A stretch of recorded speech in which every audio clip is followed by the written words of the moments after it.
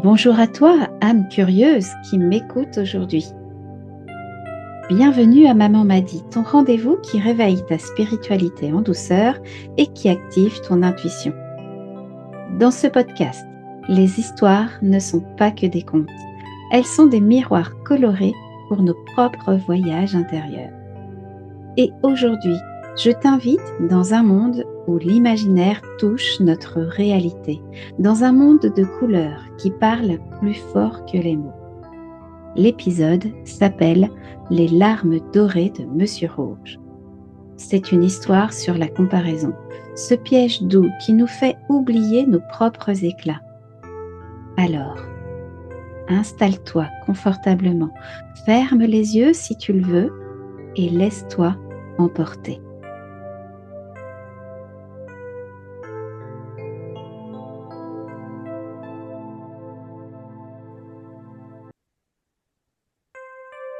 Dans un monde où les âmes portaient des couleurs comme des langues secrètes, il y avait Monsieur Rouge. Il vivait dans un monde dominé par le bleu, un bleu serein, infini, comme un ciel d'été éternel où tout semblait couler sans effort. Les gens parlaient bleu, riaient bleu, aimaient bleu. Leurs voix étaient des vagues calmes et leurs gestes des caresses fluides et douces. Mais Monsieur Rouge, lui, il était né rouge. Un rouge vif, flamboyant et passionné, comme une braise qui refuse de s'éteindre. Son langage était ardent, chaleureux, imprévisible. En somme, c'était un feu qui réchauffait et illuminait. Dès l'enfance, cette différence pesa sur lui comme une ombre. « Tu es bizarre, pas comme nous !» murmuraient les enfants bleus. « Ton rouge est trop bruyant, trop visible !» disait-il dès qu'il le pouvait. Ces mots s'incrustèrent en lui, le rendant honteux. Et il se comparait sans cesse. Les bleus, si harmonieux dans leur bleu parfait, moi, je suis une tache sur leur toile immaculée. Il n'aimait pas son rouge. Adulte, Monsieur Rouge décida de se fondre. Il s'habilla en bleu, couche après couche. Il se maquilla le visage en bleu pâle, essayant des poudres qui promettaient la discrétion. Mais son rouge rebelle perçait toujours. Il tenta même une teinture alchimique. Catastrophe, sa peau s'irrita, rougit plus fort, et il se cacha des jours entiers murmurant « Les bleus n'ont pas à lutter comme ça, leur couleur est naturelle, acceptée. » Il épousa une femme bleue, douce, comme une brise marine, espérant au moins des enfants bleus. Ils naquirent avec de belles nuances violettes, un mélange magique et harmonieux de bleu et de rouge. Mais même cela ne suffit pas. Monsieur Rouge admirait les bleus purs et les complimentait. « Vous êtes extraordinaire, quelle chance d'être si serein !» Pourtant, ses amis violets, ses enfants, et sa femme surtout lui disaient « C'est toi qui as de la chance, Monsieur Rouge. Ton feu apporte de la vie à notre océan. Sans toi, tout serait insipide. » Mais il n'entendait pas. Des années passèrent dans cette quête de bleu, dans cette comparaison quotidienne qui l'épuisait. Puis, vers ses 50 ans, lors d'une promenade solitaire au crépuscule, près d'un lac miroir bordé de fleurs luminescentes, quelque chose se brisa en lui doucement. Une petite fille violette s'approcha. « Monsieur, pourquoi cachez-vous votre rouge? Moi, je suis violette et j'adore ça. Mais vous êtes pur rouge. Montrez-le-moi. » Touché par son innocence, Monsieur Rouge ôta son maquillage. Et, dans le reflet du lac, sous les derniers rayons orangés, son rouge apparut, enrichi de reflets dorés forgés par les années de lutte. La petite fille s'exclama « C'est magnifique, vous illuminez tout comme un trésor !» Ces mots simples firent couler des larmes chez Monsieur Rouge. des larmes dorées, chaudes, libératrices.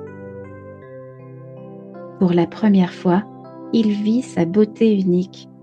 Il comprit que les bleus avaient leurs ombres et que son rouge apportait passion, courage, profondeur. Dès lors, il changea sa garde-robe pour des habits rouges et dorés. Il dansait sa couleur, inspira les autres. Et le monde devint plus vivant grâce à lui.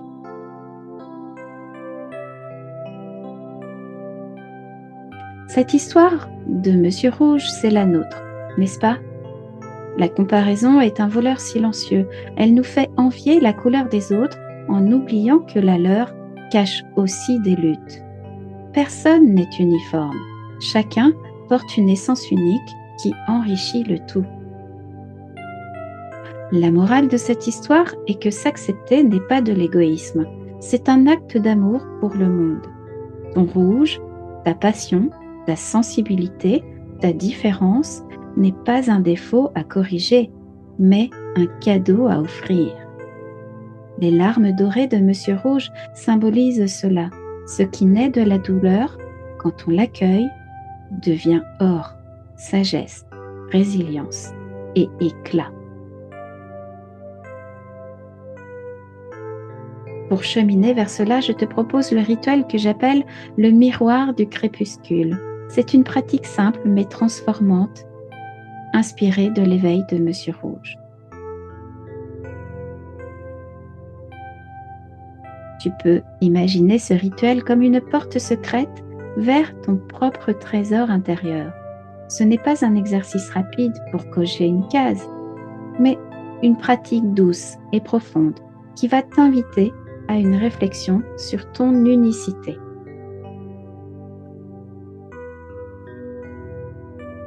Alors, comment pratiquer le rituel d'éveil? Tout d'abord, choisis ton heure magique. Privilégie le crépuscule ou l'aube. Ces transitions symbolisent le passage de la comparaison que fait l'ombre à l'acceptation de la lumière. Et si tu ne peux pas sortir, tu peux le faire devant une fenêtre ou même dans ta salle de bain. Mais allume une bougie pour imiter cette lumière changeante. L'idée, c'est de garder en tête que la lumière douce révélera des nuances que l'on retrouve au crépuscule ou à l'aube, comme les reflets dorés sur le rouge de Monsieur Rouge. Deuxièmement, trouve ton lac miroir.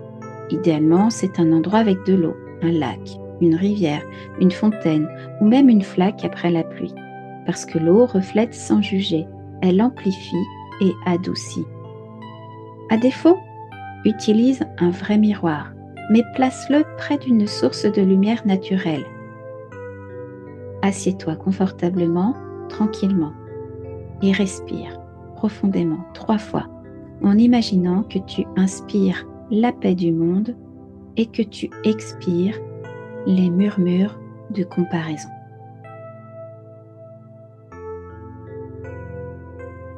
Troisièmement, ôte les masques.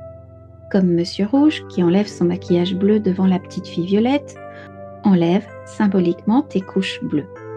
Cela peut être littéral, c'est-à-dire que tu peux retirer un vêtement qui symboliserait ce que tu portes pour te cacher dans la masse. Ça peut aussi être un accessoire que tu choisis pour ne pas te démarquer, ou un maquillage si tu en portes. Sinon, cela peut être métaphorique. Là, tu vas fermer les yeux et visualiser que tu effaces une à une les comparaisons du jour. Par exemple, je ne suis pas assez bien que machin, ou je ne suis pas comme un tel. Dis à voix haute ou en silence, mais c'est quand même mieux à voix haute car les cellules de ton corps ont besoin de l'entendre. Je pose ici ce qui n'est pas à moi, ou je pose ici ce qui ne m'appartient plus. Quatrièmement, regarde-toi dans les yeux, sans détourner le regard. Commence par observer sans juger. Quelle couleur vois-je en moi aujourd'hui? Alors, pas seulement physique, pense aussi à tes émotions, tes qualités. Tu sais, ton rouge pourrait être ta passion créative, ton humour, ta sensibilité profonde.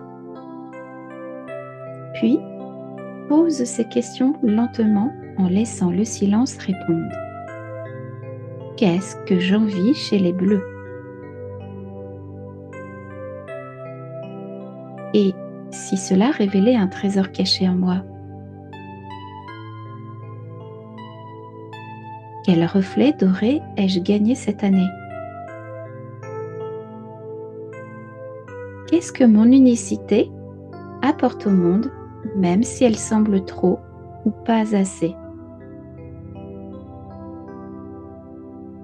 Et imagine que ton reflet te répond, parfois avec douceur, parfois avec une vérité qui pique. Laisse venir les larmes si elles montent, comme chez Monsieur Rouge. Elles sont des perles de libération. Cinquièmement, tu vas toucher l'eau ou le miroir et dire une affirmation personnelle inventée par toi pour qu'elle résonne.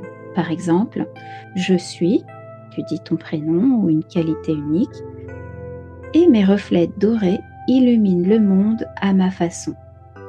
Pour ma part, par exemple, ce serait je suis ce que je suis et mes reflets dorés illuminent le monde à ma façon. Puis, tu iras ramasser un petit objet de la nature, une feuille, un caillou ou tout ce qui peut résonner en toi. Pour ma part, j'aime bien ramasser des cailloux et écrire au feutre dessus la symbolique que j'ai retrouvée. Mais toi, tu fais ce que tu veux, ok? Cet objet sera ton talisman d'aujourd'hui.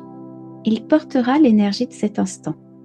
Garde-le dans ta poche pour te rappeler que quand la comparaison reviendra, tu te rappelleras de ton éclat intérieur. Et enfin, sixièmement, tu vas devoir le pratiquer régulièrement. Garde ton objet dans ta poche pendant un certain temps et serre-le régulièrement pour te rappeler de ton rouge aux éclats dorés. Avec le temps, tu verras que ton regard sur toi a changé. Ce qui te semblait bizarre deviendra magnifique.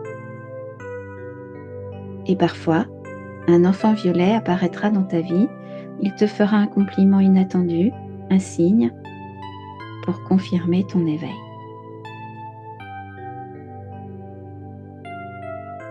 Ce rituel n'est pas une recette miracle. Il demande de la patience, comme le voyage de Monsieur Rouge. Mais en le vivant, tu apprendras une vérité profonde. L'acceptation n'est pas une fin, c'est une danse continue avec soi-même. Tu te sentiras spécial, non pas parce que tu copies un chemin tout tracé, mais parce que tu crées le tien, teinté de ta propre couleur.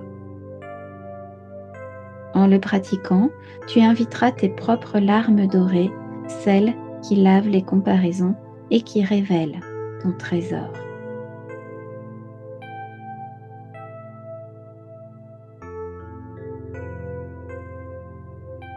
Ça y est, c'est la fin. Merci d'avoir voyagé avec Monsieur Rouge aujourd'hui. Et si cette histoire a touché une corde en toi, partage-la ou note ce que ton rouge apporte au monde. Le prochain épisode arrivera bientôt avec un nouveau personnage tout aussi vivant. Prends soin de ta couleur unique, elle est précieuse. À bientôt, âme colorée.